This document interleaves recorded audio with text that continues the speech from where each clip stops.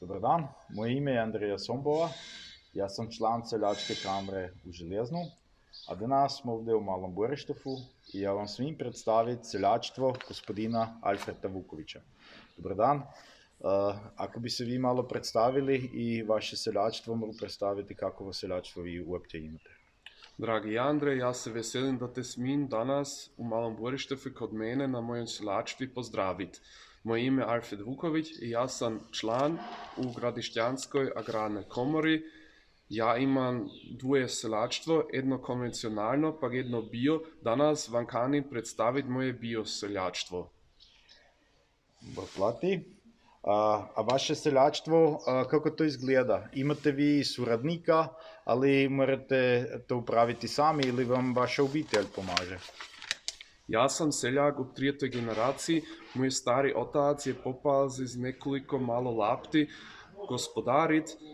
Moj pokojni otac je kašnje seljaštvo povetil, a ja sad imam 3 delače pa ja radim z njimi u mojem seljaštvu. A kje mašine vi potrebujete za vaše djelo? Ja hasnujem moderne mašine, ki podupiraju precizno seljaštvo, to znači da naši traktori svi djelaju z RTK GPS-om, krez to se delatno vrime prokrati, dizel se špara i okolina se brani. Kamo vi prodavate vaše stvari i je to te razlike od bio pod konvencionalno? Ja prodavam moju žatvu u Lagerhaus, onda ja dostanem dobre cene, bio šećenju repu kupuje Agrana. Razlike cijene med konvencionalni i bio je jako velika.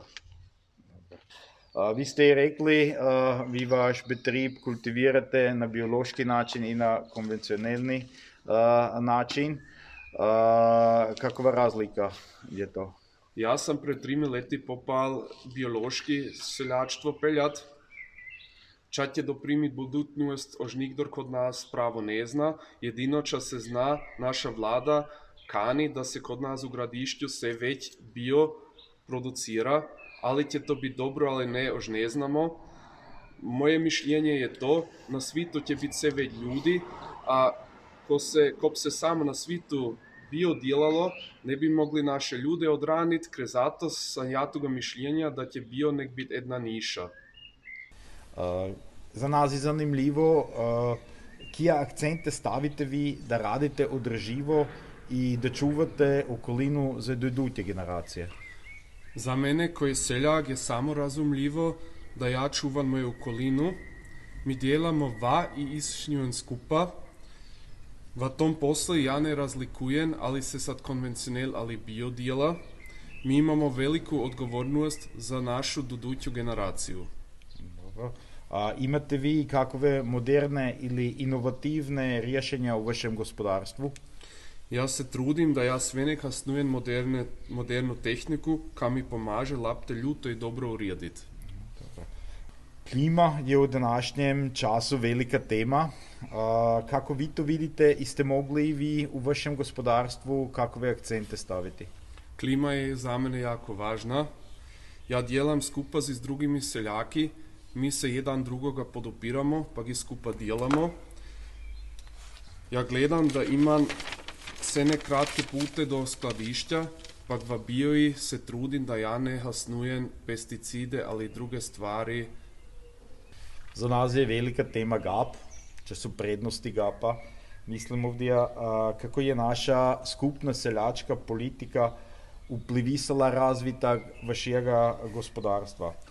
Kako izgledaju naši modeli kod investacijo i kako vi procijenite platje za seljake?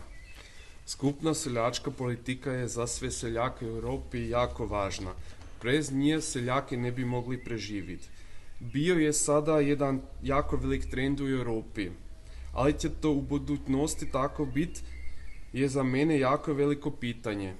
Politika će se v budući ljeta morat glavu trapiti čak anidu ima če je njin važno. Zdrava hrana, ka stoji već pineza, ali lakocirna hrana iz inozemstva, kada nikdo ne zna po kakovimi uvjetami seljaki to te djelalo. V doduti 2 leti će se popas naš novi ekološki program seljakov, zvani ÖPOL program. Ta je za nas jako važan. V njih se redu podupiranje seljakov. Za Avstriju si ja želim, da naši političari i v budućnosti seljake dalje cijenu i nam dalje podupiranje dadu. Dobro. Tako smo došli na konac našega intervjua. Ja se kanem vam zahvaliti da ste se ulaznili s nami u intervju držati i vam želim se dobro za iduće vrijeme. Rado, mene to jako veselilo, drugi put opet. Bog plati.